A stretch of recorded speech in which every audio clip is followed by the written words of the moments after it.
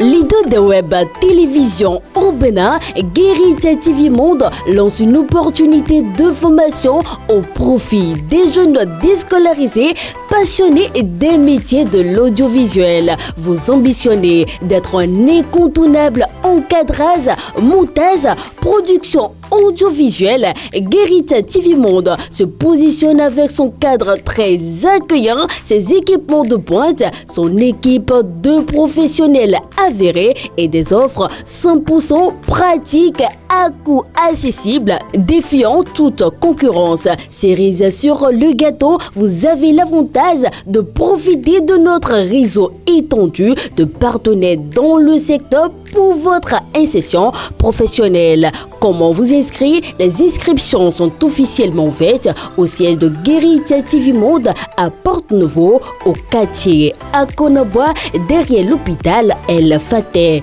Appelez le 00229 91 19 10 10 pour obtenir plus d'informations. Saisissez cette aubaine pour un nouvel élan à votre parcours. Guérita TV Monde, le leader des web TV.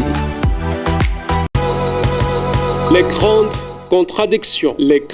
contradictions, une émission de décryptage de l'actualité nationale et internationale avec Shamsdine Badaro, Gaspard Adjamossi et Achille Wusso. Les grandes contradictions, c'est tous les vendredis sur Guérita TV Monde. Nous sommes dans votre émission hebdomadaire Les grandes contradictions du 26 avril 2024. Mesdames et messieurs, bien le bonsoir à tous. Massa Gaspard Adjamossi, bonsoir. Bonsoir Latifat. Achille Wusso, bonsoir. Bonsoir Latifat. Nous démarrons donc avec le premier sujet de cette émission. C'est bel et bien la rue Opine que nous propose Faouzia Sefou. En cas de séjour chez vous, pensez-vous que votre belle-mère devrait contribuer financièrement en payant le loyer? Je me retourne vers le sage du groupe. Mas Gaspard Adjamossi, est-ce possible? Bon, c'est jour longue durée ou quoi? Considérons que c'est un sujet de longue durée. Non, je ne trouve pas admissible qu'on puisse demander. Et quand j'ai entendu contribution, je croyais même que c'était pour les repas. C'est pour le loyer. On parle de non, on ne peut pas demander à ses beaux-parents ou à sa belle-mère de payer et de contribuer au loyer parce qu'elle séjourne juste chez vous. Je ne trouve pas ça admissible dans la mesure où je suppose que ce n'est pas la belle-mère, que c'est la maman. La belle-mère, c'est comme la maman. Et si c'est la maman qui vient, si vous ne pouvez pas demander le loyer à la maman, si vous ne pouvez pas demander à la maman de contribuer, ce n'est pas évident de demander à la belle-mère également de contribuer. Maintenant, c'est que si le séjour, ça dépasse 2 mois, 6 mois, et ça veut rentrer dans un séjour prolongé, sans lui demander de contribuer, tu peux lui demander gentiment de repartir d'où elle est arrivée. Parce que même là, on ne peut pas demander à sa belle-mère de contribuer au loyer. Ça, c'est impossible. En tout cas, c'est mon avis. Est-ce que vous souhaitez une belle-mère gentille, qui a les moyens, qui voudrait bien contribuer au paiement du loyer?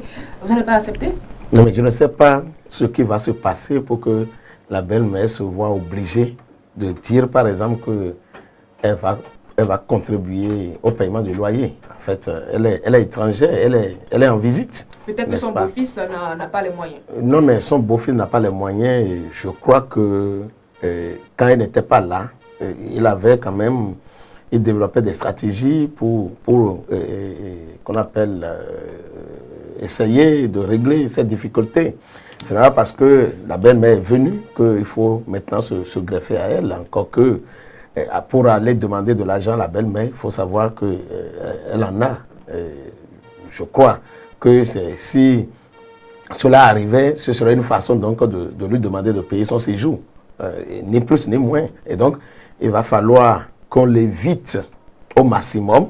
Si la belle-mère remettait l'argent elle-même à sa fille et que, sans informer, la fille donc vient ou en fait anticipe pour aller payer sans rien dire à son mari, ça c'est autre chose.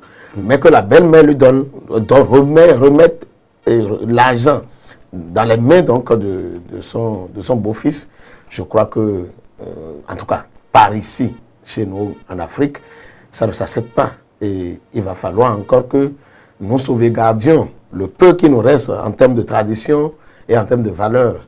Et je suis d'accord en partie avec Gaspard quand il dit que lorsque vous le faites avec votre belle-mère, vous êtes obligé de le faire aussi avec votre maman parce que c'est sûr que ça vous retournera à la figure un jour parce que les femmes, ça ne tait pas pour longtemps. Et donc, maintenant, que le séjour soit long ou qu'il soit court, je ne fais pas de différence. Et je ne fais pas de différence. Pour que le séjour de la belle-mère soit long, je crois qu'il doit avoir des raisons. Et donc, si ce n'est pas un fait ordinaire, je crois qu'on peut comprendre. Maintenant, si c'est un séjour habituellement court, on n'a même pas de raison donc d'aller demander à sa belle-mère. Mais on peut toutefois accepter ses contributions dans la préparation du repas. Ça dépendra aussi, ça dépendra. Et sa contribution, c'est que bon, il peut arriver qu'elle sorte, qu'elle trouve du poisson ou des condiments et qu'elle ramène à la maison. Mais encore là, il faut savoir lui donner des limites pour que ça ne donne pas l'impression qu'elle est en train donc, de payer indirectement ce qu'on lui donne à manger pendant le séjour. Mas Gaspard Diamossi, laisser sa belle-mère contribuer au paiement du loyer, c'est une honte. C'est ce qu'on peut. Non, c'est pas une honte. En fait, moi, tout à l'heure, j'avais été catégorique parce que j'estimais que c'était comme si on exigeait une contribution de la belle-mère parce qu'elle est en séjour dans le foyer. Mais il y a un cas où c'est possible que la belle-mère contribue. Si elle est là et qu'elle constate au niveau du foyer qu'il y a visiblement des difficultés et que le propriétaire vient par exemple pour réclamer son loyer et que le couple n'est pas en mesure et qu'elle a les moyens, dans ce cas, elle peut contribuer. Et ça, là, ce n'est pas exigé d'elle, mais c'est une manière peut-être d'aider le foyer. Il ne faut pas que cela soit répétitif. Mais si c'est ponctuellement comme ça, je crois que cette possibilité-là peut exister. Bon, c'est vrai que ça peut être un peu une honte pour le couple, mais quand on n'a pas les moyens, est-ce qu'il faut avoir honte? Moi, je ne pense pas. Si elle peut dépanner dans ces circonstances-là, je crois que le couple peut l'accepter ainsi. Mais il ne faut pas que ce soit quelque chose de régulier et que ce soit quelque chose d'exigé parce qu'elle est en séjour. Même si elle n'est pas en séjour là et que la belle-mère, même de loin, se rend compte que le couple est en difficulté, qu'elle a la possibilité de le faire, c'est vrai qu'elle peut le faire, mais il faut s'attendre à se l'entendre répéter par son époux. En tout cas. Est-ce que c'est même normal que la belle-mère vienne faire un long séjour dans la maison de son beau-fils? Non, Achille l'a dit tout à l'heure, ce n'est pas normal, mais des circonstances peuvent l'amener à venir faire un long séjour, des circonstances de maladie ou d'autres circonstances peuvent l'amener à faire un séjour long, mais normalement, ce n'est pas bon que la belle-mère vienne faire un long séjour. C'est pas bon. Non, mais je suis vraiment d'accord avec Gaspard qu'il faut l'éviter. Mais on sait que lorsque c'est un jeune couple et que à la première naissance, il faut aider la jeune maman à savoir comment tenir le bébé, comment lui donner à manger, comment le laver. Bon, on peut accepter donc que le séjour de la belle-mère, ou enfin de la belle-mère dans les deux sens, soit relativement long. Mais si ce n'est pas ça, bon, il n'y a pas de raison. Il n'y a pas de raison. Et pour l'harmonie du couple, c'est toujours bien que les parents soient plus ou moins isolés. Ce n'est pas qu'ils n'ont pas un regard par rapport à tout ce qui se passe dans le foyer, mais il faut que leur assistance, leur apport soit toujours donc de loin. Nous allons donc déboucher sur le deuxième sujet de cette émission, Code électoral. Un colloque a été initié par le clergé catholique. Je reprends, le code électoral, un colloque initié par le clergé catholique crée de la polémique. Je reste toujours avec vous, Achille Roussou. Est-ce qu'il y a vraiment lieu? Est-ce que les polémiques sont normales? Ben, je ne sais pas pourquoi on parlera de polémique, parce que je crois le débat sur le code électoral est un débat public. C'est vrai que on peut dire que en fait le colloque est venu peut-être un peu en retard, parce que la Cour constitutionnelle a déjà conformé donc la loi à la Constitution, et je crois que la décision de la Cour étant sans recours, tout le monde devait se plier. mais on ne peut pas empêcher quand même le débat puisque nous sommes dans l'espace public. Et je crois que c'est dans cette perspective que le clergé a jugé peut-être opportun de convoquer cette assise-là pour permettre aux différents camps politiques de toujours relire et ressortir ce qu'il y a de bon et ce qu'il y a de mauvais dans ce code-là, qui en lui-même est déjà source de polémique, parce que jusque-là, les opposants ne sont pas satisfaits. Il y a déjà la société civile, à travers Jean-Baptiste Elias, qui a donné aussi de la voix pour apprécier, pour dénoncer un certain nombre de dispositions. Donc, que le clergé organise ce colloque-là, en soi, n'a rien donc d'extraordinaire ou en fait de mauvais. Mais qu'est-ce qui alimente la polémique? Est-ce que les résolutions ou qu'on appelle les communications qui sont demandées dans le centre de l'organisation de ce colloque-là sont orientées déjà vers contre ou pour un camp? On ne sait pas. Bon, nous allons attendre peut-être la fin des travaux pour voir quelles sont les résolutions qui ont été prises au terme donc de ces assises-là. Mais, qu'on le veuille ou non, c'est vrai que les acteurs politiques ne seront pas totalement à l'aise face donc à un débat comme ça, parce que ici, le clergé doit jouer un rôle de médiateur, il doit jouer un rôle de neutralité. Et donc, est-ce que c'est ça qui gêne? Je ne sais pas. Est-ce qu'il y a un camp qui craint qu'on mette à nu des dispositions qui vont mettre en difficulté le pays par rapport à l'organisation des élections de 2026?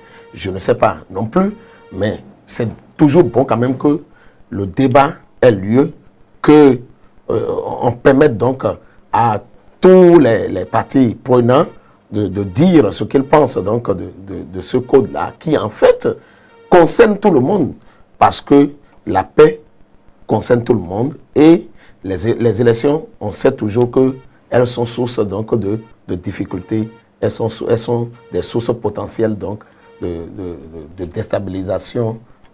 Et donc, c'est par rapport à ça que je crois que c'est bon que le clergé ose donner la parole, prendre qu'on appelle la parole en public, pour permettre donc à tous les acteurs de faire le débat. Je crois que tous les acteurs ont été appelés, tous les camps ont été appelés, et que la tribune, je ne sais, si elle a été invitée et qu'elle n'a pas répondu, parce que j'ai entendu le porte-parole du gouvernement qui a dit qu'il avait été invité à titre personnel. Je ne sais pas si il a été invité en tant que Wilfried Léon Mbedji ou en tant que porte-parole du gouvernement, mais je l'ai entendu dire quand même qu'il a été invité, et c'est déjà tant mieux.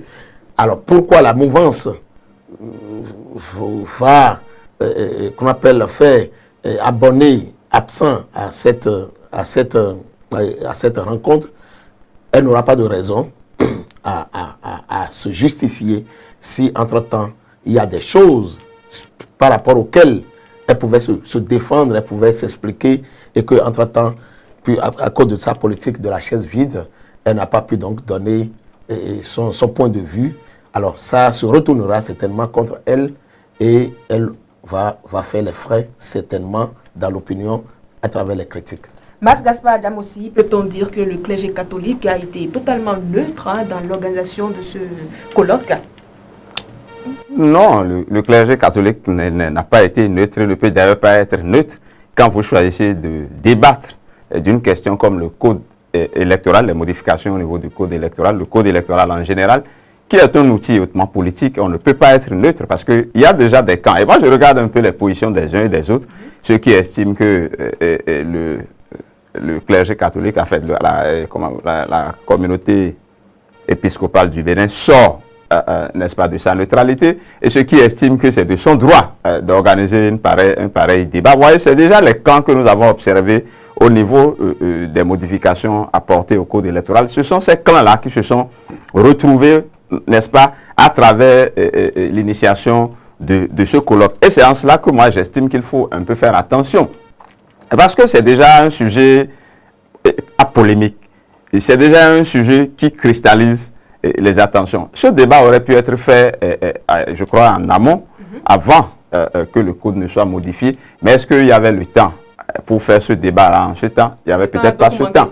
Maintenant que le code a été adopté, maintenant que la Cour a dit que les dispositions du code sont conformes, dans quelle intention la conférence épiscopale estime qu'il faut faire un débat? C'est comme si la conférence épiscopale du Bénin tente de donner raison à ceux qui estiment que ce code est un code chrysogène. Et c'est en cela que les autres se sont cristallisés, ont estimé qu'il y a une certaine neutralité qui a manqué à l'Église catholique. Parce que qu'est-ce que ce colloque apportera de nouveau au fonctionnement des institutions, au code électoral? Est-ce que ça permettra? Les conclusions de ce colloque-là aboutiront à quoi? Je crois que c'est tous ces aspects-là qui ont amené les réserves des uns et le soutien des autres. Maintenant, bon, écoutez, si la communauté musulmane également essaie d'organiser une réflexion par rapport à un sujet donné, tout le monde sait que le clergé catholique est tout sauf apolitique. Cette neutralité, c'est une neutralité supposée parce que c'est souvent des gens qui interviennent au niveau de la politique. Il y a quelque chose que j'observe chez les catholiques que je n'ai jamais observé, par exemple, chez la communauté musulmane. Il y a, comment on appelle, il y a le cercle des intellectuels catholiques, où il y a les cercles des politiques catholiques et autres, là, qui interviennent beaucoup plus dans les choses politiques, et le clergé catholique l'a toujours fait. On en veut pour preuve l'apport du clergé catholique dans l'historique conférence des forces vives de la nation. C'est d'ailleurs un prélat qui a dirigé cette activité et qui a été pendant longtemps président du Haut Conseil de la République, qui faisait office en même temps de Parlement et en même temps de Cour constitutionnelle à cette époque-là. Et donc, le clergé catholique a toujours été impliqué dans les faits politiques. Je crois que cette fois-ci, ça paraît un peu gênant, comme je l'ai dit tantôt, parce que justement, il y a un clivage sur le sujet. Et le fait d'avoir initié un pareil colloque donne l'impression qu'on donne raison à ceux qui pensent que ce code électoral est chrysogène.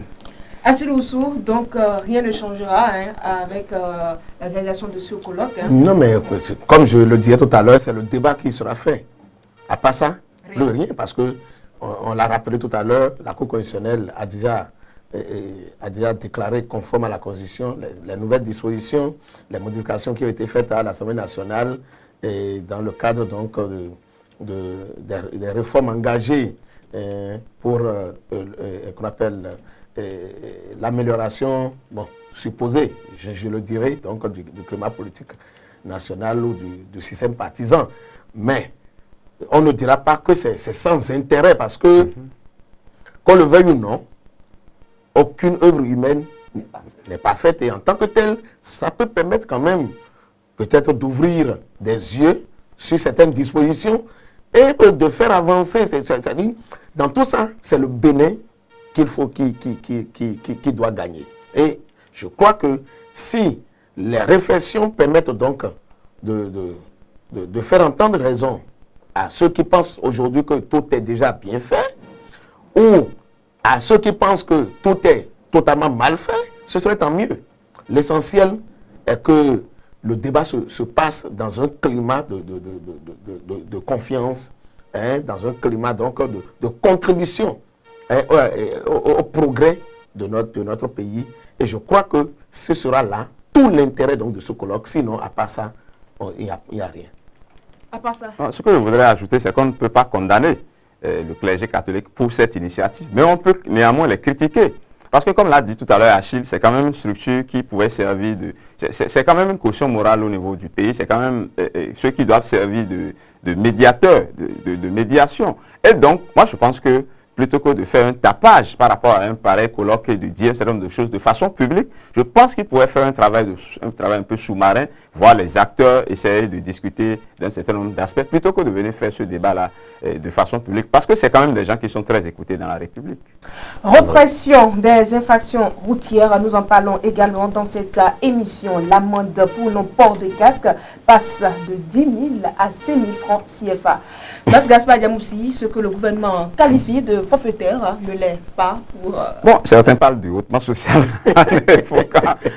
Moi, je ne sais pas l'impact que ça a, parce que je n'ai jamais été pris pour des fautes. Même s'il ne m'arrive pas d'emporter tout le temps.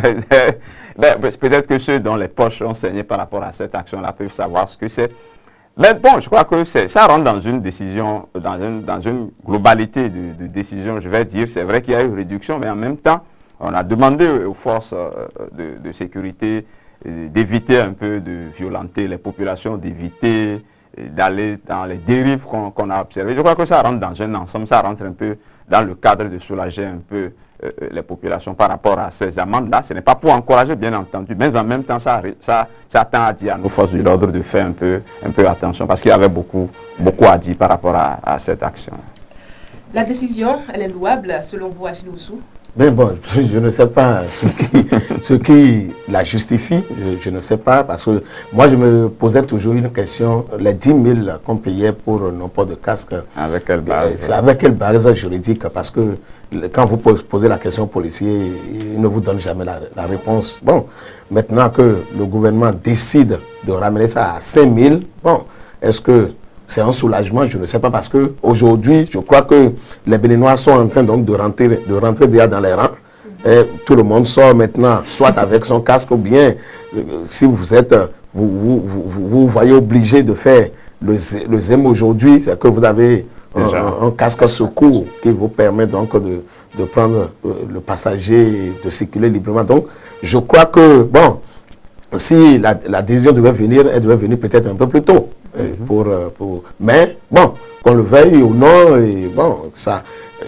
c'est vrai que les répressions policières ont entraîné un certain nombre de réactions dans l'opinion, et je crois que le gouvernement devrait donc se voir dans l'obligation de faire quelque chose pour quand même soulager la population, pour faire baisser la tension dans le public. Il faut annuler l'amende.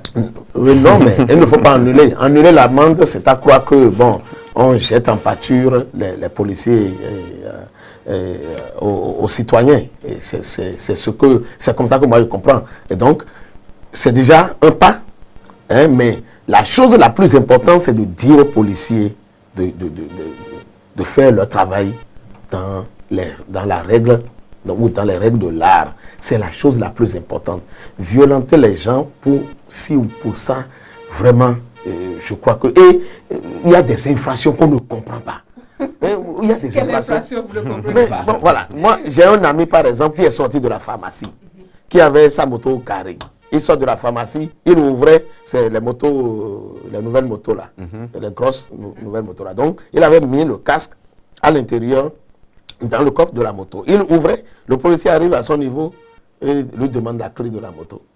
Il y a quoi? Il dit non, mais il n'a pas son casque. Et le gars dit, mais quoi? De quoi vous parlez là? Je sors de la pharmacie et vous me voyez ouvrir pour sortir mon casque du coffre de ma moto, et vous dites que je ne suis pas... Alors, je suis sur la moto. Je ne suis même pas sur la moto. Et voilà des infractions qu'on n'arrive pas à comprendre. Bon, est-ce que désormais nous devons circuler le casque sur la tête? Même en marchant. Je crois qu'il va quand même falloir que, et même si on doit réprimer par rapport à des infractions, que ces infractions-là soient vraiment qualifiées. On ne crée pas à tout bras des infractions parce que nécessairement, bon, on veut se faire quelques avantages ou se faire plaire au chef. Je crois que la population ne doit pas être considérée comme un ennemi de la police, et que la police est là pour assurer la sécurité de la police. Sans la population, il n'y a pas de police. Mais il peut y avoir quand même de population sans police. Et donc, il va falloir que la population travaille. Il y a donc des infractions abusives. Non, bon, abusive, oui, peut-être, mais inventé, oui, certainement, oui, inventé parce que les gens le... C'est vrai que nul n'est censé ignorer la loi, mais carrément, il y en a qu'on a l'impression que c'est inventé, parce que c'est comme si on fait tout pour vous épingler. Là, vous sortez carrément des nuits et vous vous demandez, mais alors que la police n'est pas là pour ça. La police, c'est vrai, la police est là.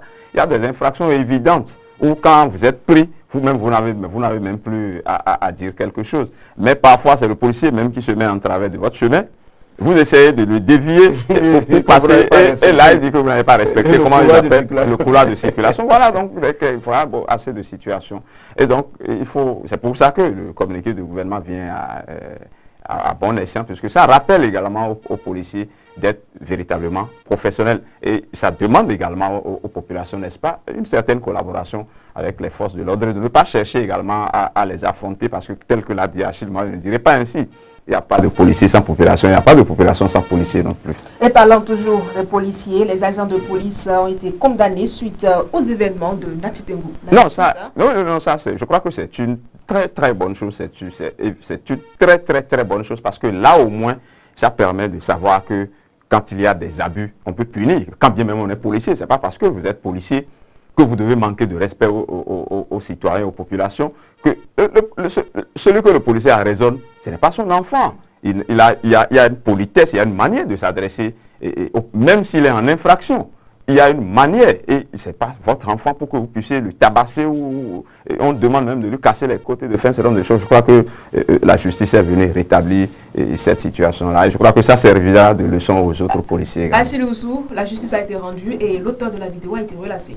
Oui, mais parce que moi, je me demandais pourquoi on devrait le garder. C'est vrai que, bon, nous ne comprenons pas toujours le contenu de la loi, mais puisque le policier est dans l'espace public, je crois, il y a même des pays dans lesquels c'est l'État même qui met les caméras de surveillance dans les rues. Et donc, lorsqu'il y a un problème, on recourt à ces caméras-là. Non, le citoyen, ce n'est pas le fait d'avoir filmé, mais c'est le fait d'avoir publié sur les réseaux sociaux. Parce qu'il peut filmer et essayer de dénoncer, mais on dit que filmer une infraction et publier ça sur les réseaux est une infraction. Bon, en tout cas. C'est là où là où les hommes de droit là, ils nous embrouillent aussi. Mais je crois que la loi a été dite professionnellement, et parce que les policiers doivent comprendre que la première loi en toute chose, c'est la courtoisie.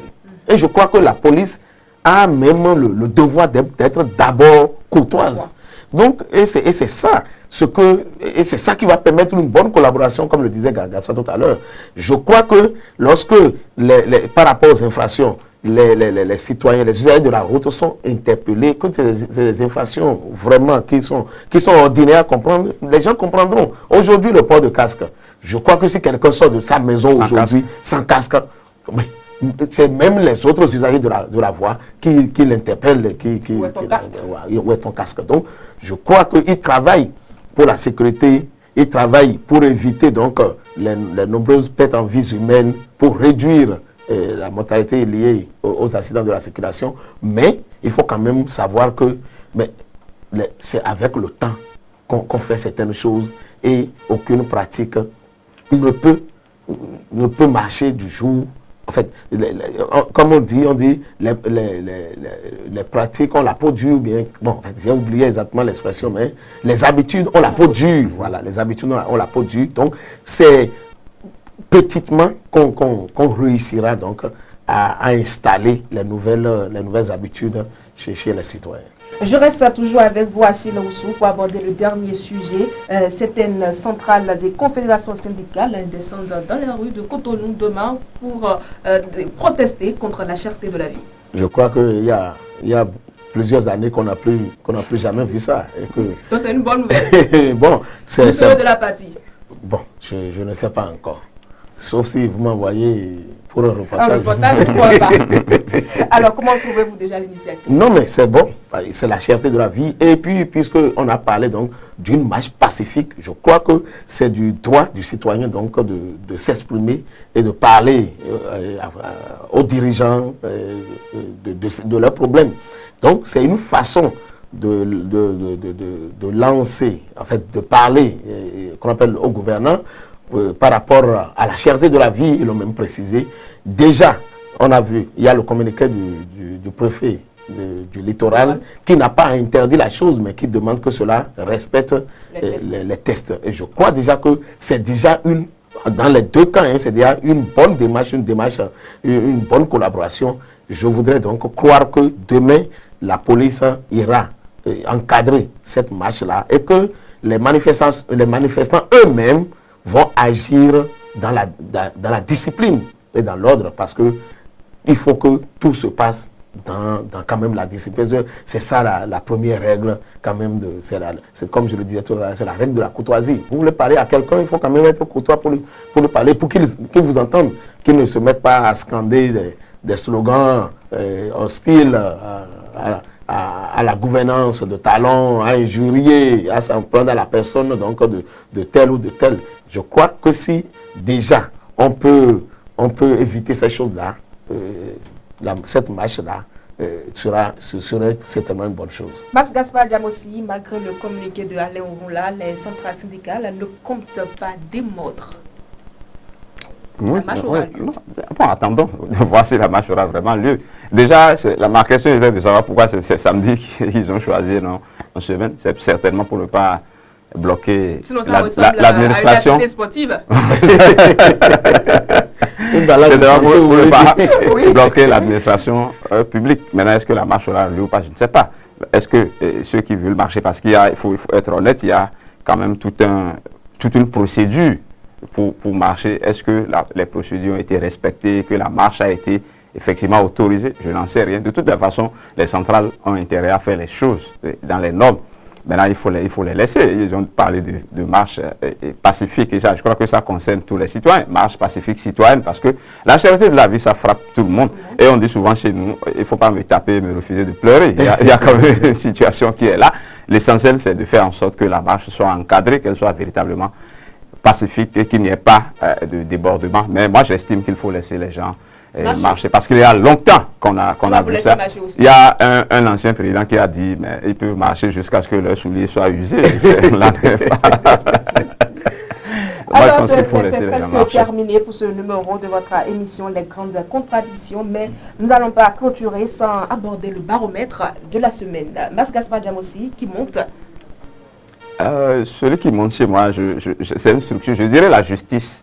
Parce que justice a été rendue pour les événements de Nati Tengoué. Je crois que c'est quelque chose qui est de nature à calmer tout le monde, parce que l'interpellation de l'auteur de la vidéo et de l'auteur de l'infraction qui a amené les policiers à en découdre avec lui, tout cela avait été interpellé, donc ça a amené beaucoup d'histoires. Nous avons constaté que le cas du policier qui était en train de violenter a été mis à part. Lui, mais ceux qui l'ont aidé, les 3 policiers qui l'ont aidé, ont écopé de 6 mois d'emprisonnement fermé d'amende. L'auteur de la vidéo a été relaxé, mais l'auteur de l'infraction aussi a été retenu dans les mailles. Je crois que la justice a été rendue. Je crois que nous pouvons être fiers de notre justice. La justice monte et qui descend?